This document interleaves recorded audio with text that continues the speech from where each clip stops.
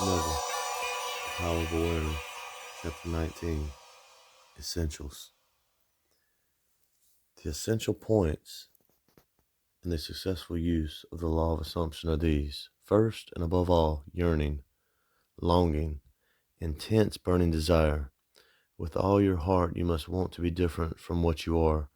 Intense burning desire is the mainspring of action, the beginning of all successful ventures. In every great passion, desire is concentrated. As the hart panteth after the water brooks, so panteth my soul after thee, O God. Blessed are they that hunger and thirst after righteousness, for they shall be filled. Here the soul is interpreted as the sum of all you believe, think, feel, and accept as true. In other words, your present level of awareness. God means I am, the source and fulfillment of all desire. This quotation describes how your present level of awareness longs to transcend itself. Righteousness is the consciousness of already being what you want to be. Second, cultivate physical immobility. A physical incapability, not unlike the state described by Keats in his Ode to a Nightingale. A drowsy numbness pains my senses, as though of hemlock I had drunk. It is a state akin to sleep, but one in which you are still in control of the direction of attention.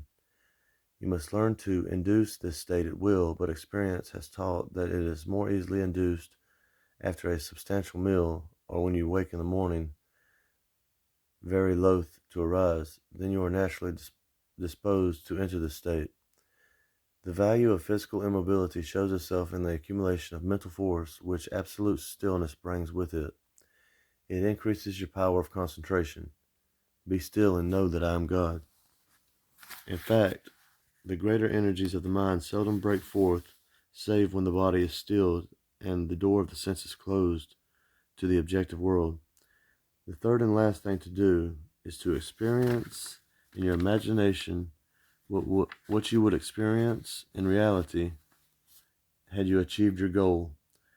Imagine that you possess a quality or something you desire which hitherto has not been yours. Surrender yourself completely to this feeling until your whole being is possessed by it. This state differs from reverie in this respect. It is the result of a controlled imagination and a steady, concentrated attention, whereas reverie is the result of an uncontrolled imagination.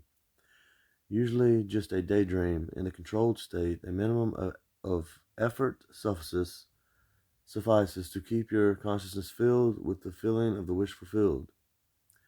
The physical and mental immobility of this state is a powerful aid to voluntary attention and a major factor of minimum effort. The application of these 3 points, desire, physical immobility, the assumption of the wish already fulfilled, is the way to at one-ment or union with your objective. One of the most prevalent misunderstandings is that this law works only for those having a devout or a religious objective. This is fallacy. It works just as impersonally as the law of electricity works. It can be used for greedy, selfish purposes as well as noble ones, but it should always be borne in the mind that ignoble thoughts and actions inevitably result in unhappy consequences.